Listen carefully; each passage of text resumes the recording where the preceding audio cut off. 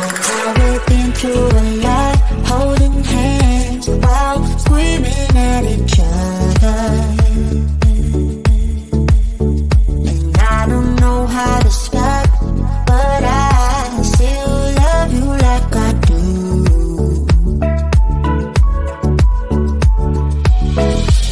It breaks my heart, no text, no calls from you.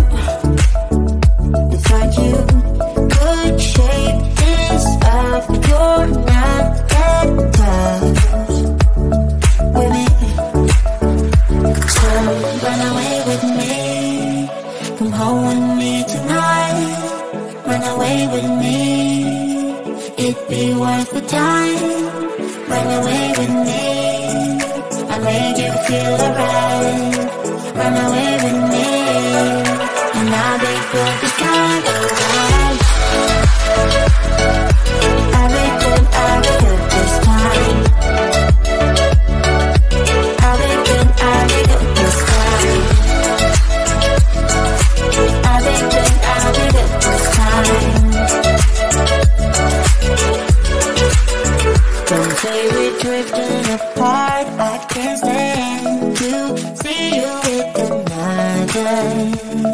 Oh, I know I once broke your heart, but I still love you like I do.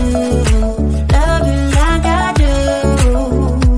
Oh, it breaks your heart, no text, no calls from me.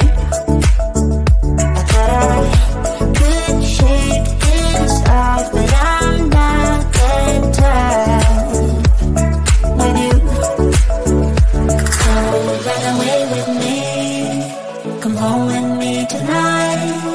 Run away with me, it'd be worth the time.